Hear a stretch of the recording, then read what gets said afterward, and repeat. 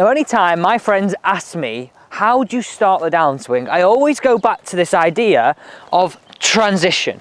And this is the move I tell everybody to make to help develop a smoother, easier feeling golf swing that, you know, I see it all the time. It's like, get away from this little jagged, no flow style.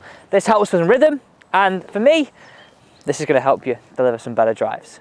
Now, this is just a reminder that I'm Alex Elliott and I'm your PGA golf professional and top 50 world coach that's going to help you play your best golf this year. So please do subscribe to the channel and turn on the bell. So what is transition? Transition is just a fancy word for that change of that point where we go from backswing to downswing.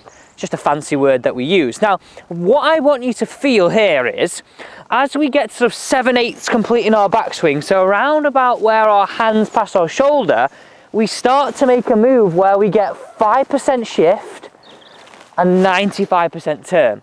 So it would look a little bit something like that, rather than backswing, pause, downswing, all jagged motion. Now, I know that is a sort of a brief overview, but have a look at this slow-mo again. You can see my lower body is starting to move in the downswing slightly before my hands get to the top. And that is the important thing to note here. But obviously, I'm going to give you a solution and break this down really simply, so just follow these 3 simple steps. Now, the Masters is around the corner, just over like a month away. Who is your pick? You know what, I'm going to go bold on this. I'm going to go, I think, Tyrrell Hatton. Good performance at the Players, and I think he's got a good chance. Come on, England. I think, yeah, I know, but get down in the comments, who do you think? Okay, now, the reason why transition is this like mythical thing, it happens so quick, doesn't it? So, first stage, I don't want you to even get a golf ball involved at all. If you go face on as you move around here, the first element to this is learning that 5% shift. So what I want you to practice for around about, let's say, 7 to 10 reps, is as you feel your hands pass your shoulder height, you feel that 5% shift. So watch me here, I'm gonna go 1, 2, 3. Now really look, 4. I'm feeling as though I've got this little 5% shift. And I am exaggerating it for you. It won't be as much of that in the actual delivery of the motion. But the first stage is to understand is that as you get to the top, we're gonna feel, as our hands pass here on the way back, a little bit of a shift into our lead side. So that first stage, I wasn't opening my hips at all. This is where we're gonna bring that in. Okay, so the next phase of that is to learn to open the hips. And one thing that I would say is, when you get this right, the whole motion, you will feel like you've got loads of time in that downswing to bring these arms and these hands through. That is what I want to have as a goal for you by the end of this lesson that you can implement. So stage 1 was just the bump. Stage 2, I just want you to do it one-handed, because I found that if you were going to play tennis, you would go bump and swing, and the hands or the racket would be the last thing to move. Trust me, you'd go boom. You'd add that shift, you'd add that open. So just take that club to the top one-handed, and I want you to feel shift and open. But as you swing that club back, it's shift and open. You ready? Shift and open.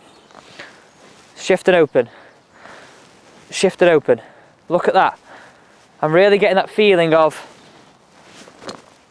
opening and leaving my club up there for as long as possible.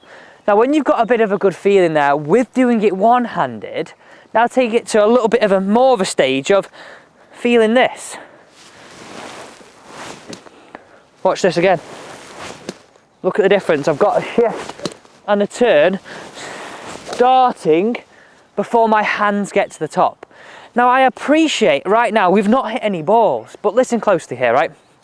If you came to a lesson down here at Mottram Hall, this is how I teach you. It's not about how many balls, it's about the quality of balls. And in stage 3, this is where we start to hit. Now you've worked through those stages, 3 golf balls, just take them out of your basket at the range, place them on the side, and I want you to do this. 1 at 25% speed, 1 at 50, 1 at 75. And all this is going to do is give you a chance of going, and giving your brain that chance of going, yeah, you know what? I get that feeling. So go face on as I do this. I'm gonna hit this one, and this is my 25%er. I'm not bothered where the ball goes. I'm getting that feeling of that transition. The only downswing lesson you need to develop power. Watch this.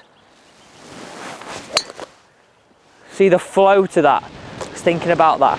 And as I said before, that shift, you can't really tell, can you? And the reason why I say you can't tell is because you're hitting that direction anyway. You don't need to shift. You do that automatically, but breaking that movement down, do exaggerate at the start. Okay, 50% here. Straight as a die. And then I hit one more for you. This is our 75%.